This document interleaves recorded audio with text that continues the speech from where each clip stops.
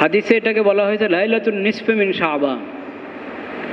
এই রাতের নাম হাদিস শরীফে লাইলাতুন নিসফে মিন শাবান। শবে বরাত এটা কোরআন হাদিসের কোনো পরিভাষা নয়, এটা ফার্সি শব্দ। সব ফার্সি শব্দ, এর অর্থ হচ্ছে রাত, বা রাত শব্দের অর্থ হচ্ছে মুক্তি। অর্থাৎ যে রাতে অসংখ্য মানুষকে জাহান্নামের আগুন থেকে মুক্তি দেওয়া হয়, সেই রাতটাকে বলা হয় শবে বরাত। আর হাদিসের পরিভাষায় এই রাতটিকে বলা হয় লাইলাতুন নিসফি মিন শাবান, শাবানের মধ্য রজনী। আমাদের দেশে শাবান মাসকে চিনে মানুষ শবে বরাত দিয়ে। ভারত, বাংলাদেশ, পাকিস্তান, আফগানিস্তান, ইরান, এই সমস্ত দেশে শবে বরাতকে খুব ধুমধাম করে উদযাপন করা হয়। আজকে আমরা দেখব যে এই শবে বরাত সম্পর্কে কোরআন এবং হাদিসে কী আছে। প্রথমে আমরা দেখি কোরআনের একটি আয়াত। সূরা দোখানে আল্লাহ রাব্বুল আলামিন ইরশাদ করেছেন, ইন্না আনজালনাহু ফি লাইলাতিন মুবারাকা। সূরা দোখানে আল্লাহ রাব্বুল আলামিন ইরশাদ করেছেন যে কোরআনে কারীমকে আল্লাহ পাক রব্বুল আলামিন লাইলাতুন মুবারাকা, বরকতময় একটি রাতে নাজিল করেছেন। এই ব্যাপারে অধিকাংশ উলামায়ে কেরামের মত হচ্ছে লাইলাতুন মুবারাকা, বরকতময় রাত বলতে শবে কদরকে বোঝানো হয়েছে। তবে কিছু কিছু সাহাবীদের মাধ্যমে জানা যায় এই রাতটাকে লাইলাতুল বারাত বা শবে বরাতও বলা হয়েছে, অর্থাৎ শবে বরাতে কোরআন নাজিল হয়েছে। তো কোরআনের সুস্পষ্ট আয়াত থেকে জানা যায় যে শাহরু রমাদান আল্লাযী উনজিলা ফীহিল কোরআন, রমজান মাসে আল্লাহ পাক রব্বুল আলামিন কোরআন নাজিল করেছেন।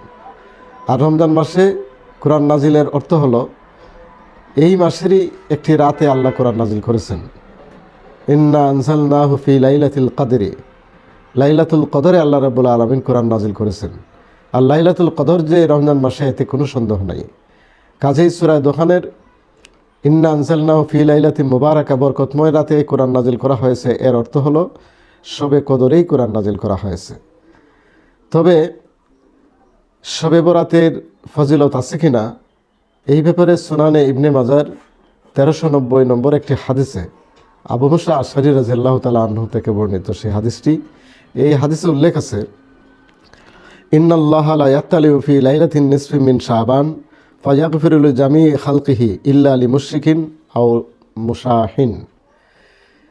আল্লাহ পাক রব্বুল আলামিন শাবানের মধ্য রজনীতে সমগ্র সৃষ্টি জগতের উপরে বিশেষভাবে রহমতের দৃষ্টিতে নজর করেন এবং অসংখ্য মানুষকে এই রাতে আল্লাহ রাব্বুল আলামিন ক্ষমা করেন। তবে দুই শ্রেণীর মানুষকে ক্ষমা করেন না, যাদের মধ্যে শিরিক আছে এবং যাদের অন্তরে মানুষের প্রতি হিংসা আছে। এই দুই শ্রেণীর মানুষ ছাড়া আর বাকি সকল মানুষকে আল্লাহ রাব্বুল আলামিন বিশেষভাবে এই রাত্রে ক্ষমা করে থাকেন। তো এই হাদিসটি কিন্তু সহিহ। বহু সংখ্যক সাহাবায়ে কেরাম থেকে প্রমাণিত যে শাবান মাসের মধ্য রজনী একটি বরকতের রজনী। হযরত আয়েশা সিদ্দিকা রাদিয়াল্লাহু তাআলা আনহা একদিন নবীজিকে রাত্রিবেলা তার ঘরে না পেয়ে তিনি খুঁজতে লাগলেন। শেষ ফলে নবীজিকে জান্নাতুল বাকিতে গিয়ে পেলেন। রাসূল কবর জিয়ারত করছেন। তো কবর জিয়ারত শেষ হওয়ার পরে রাসূল করিম সাল্লাল্লাহু আলাইহি ওয়াসাল্লামকে আয়েশা প্রশ্ন করলেন, ইয়া রাসূলুল্লাহ, আমি তো চিন্তায় পড়ে গিয়েছিলাম যে আপনি কোথায় গেলেন। ওই সময় নবী করিম সাল্লাল্লাহু আলাইহি ওয়াসাল্লাম আয়েশাকে বললেন যে, আয়েশা, তুমি কি জানো আজকে কোন রাত? আজ হচ্ছে শাবানের মধ্য রজনী। এই রাতে আল্লাহ পাক রব্বুল আলামিন অসংখ্য বনি আদমকে জাহান্নামের আগুন থেকে মুক্তি দেন। তো এইখান থেকেও আমরা এই রাতের একটি ফজিলত জানতে পারলাম এবং একটি আমলও জানতে পারলাম যে শবে বরাত বা শাবানের মধ্য রজনীতে একা একা কবর জিয়ারতের একটি দলিল আমরা এখানে পেলাম। আরেকটি হাদিসে হযরত আয়েশা রাদিয়াল্লাহু তাআলা আনহা থেকে বর্ণিত আছে যে রাসূল করিম সাল্লাল্লাহু আলাইহি ওয়াসাল্লাম শাবানের মধ্য রজনীতে নামাজে দাঁড়ালেন এবং এত লম্বা সেজদা করলেন। আমার ধারণা হলো যে রাসূল করিম সাল্লাল্লাহু আলাইহি ওয়াসাল্লাম নাকি ইন্তেকাল করেছেন। আমি রাসূলের বৃদ্ধা আঙ্গুলিতে একটু চিমটি কাটলাম, দেখতে চাইলাম যে রাসূল জীবিত আছেন কিনা। তো চিমটি কাটার সাথে সাথেই রাসূল করিম সাল্লাল্লাহু আলাইহি ওয়াসাল্লাম নড়ে উঠলেন। তিনি নামাজ শেষ করলেন এবং এই কথাটাই বললেন যে, আয়েশা, আজকে শাবানের মধ্য রজনী, এই রাত্রে আল্লাহ পাক রব্বুল আলামিন অসংখ্য মানুষকে মুক্তি দেন, জীবনের গুনাহ মাফ করেন। এখান থেকে আমরা আরেকটি ফজিলত জানলাম এবং একটি আমলও জানলাম যে শবে বরাত বা শাবানের মধ্য রজনীতে ইবাদত বন্দেগী হবে একা একা এবং নীরবে। কিন্তু আমাদের দেশে যা হয় তা হচ্ছে সব আনুষ্ঠানিকতা, দল বেঁধে জিকির করা, দল বেঁধে মসজিদে গিয়ে নফল নামাজ পড়া, রাস্তাঘাটে চিৎকার দিয়ে জিকির আজকার তসবিহ তাহলিল পড়া এবং বহু সংখ্যক লোক নিয়ে দলবদ্ধভাবে কবর জিয়ারত করা, এই সবগুলি সহিহ হাদিসের সাথে সাংঘর্ষিক। কারণ এই রাতের ফজিলত আছে, কিন্তু যা আছে সব কিছুই একা একা এবং নিরিবিলি। গত শুক্রবারে জাতীয় মসজিদের খতিব আল্লামা মুফতি আব্দুল মালিক হাফিজাহুল্লাহ তিনি শবে বরাত সম্পর্কে আলোচনা করেছেন। গুনাহ থেকে মুক্তি পাওয়ার রাত, এজন্য এটাকে লাইলাতুল বারাআহ বলা হয় আরবিতে, ফার্সিতে শবে বরাত। সেই শব্দটাই, ফার্সি শব্দটাই আমাদের বাংলা ভাষাও প্রচলিত, শবে বরাত। হাদিসে এটাকে বলা হয়েছে লাইলাতুন নিসফে মিন শাবান।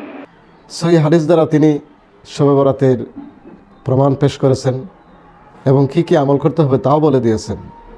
শবে বরাতে রোজা রাখা যাবে কিনা সেটাও তিনি উল্লেখ করেছেন এবং বলেছেন বিশেষ করে শাবান মাসে শবে বরাতকে কেন্দ্র করে শুধুমাত্র একটা রোজা রাখার কোনো প্রমাণ হাদিসে নেই। রাসূল করিম সাল্লাল্লাহু আলাইহি ওয়াসাল্লাম প্রতি মাসেই 3টি রোজা রাখতেন এবং সোমবার এবং বৃহস্পতিবারে রোজা রাখতেন।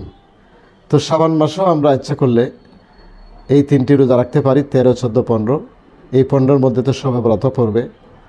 কাজেই শুধু শবে বরাতের রোজা নয়, আমরা আইএমএ বীজের 3টি রোজা রাখার চেষ্টা করতে পারি। আল্লাহ বিশেষভাবে এই রাত্রে মানুষকে ক্ষমা করেন।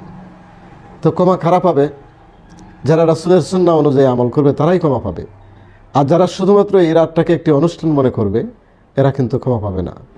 যাদের জীবনে শিরিক আছে এরা ক্ষমা পাবে না, যারা মানুষকে হিংসা করে ওরা ক্ষমা পাবে না। শাবানের মধ্য রজনীতে আমরা যেন ইবাদত বন্দেগী ব্যক্তিগতভাবে করতে পারি, একেবারেই ছেড়ে না দেই। আবার এই রাত নিয়ে যেন আমরা বাড়াবাড়ি না করি, একটি মধ্যম পন্থার মধ্য দিয়ে লাইলাতুল বারাত বা শবে বরাত বা লাইলাতুল নিসফে মিন শাবান যেটাই বলা হোক না কেন, এই রাতটাকে আমরা একেবারেই বাড়াবাড়ি করব না ইবাদতের নামে, আবার একেবারেই ছেড়েও দেব না।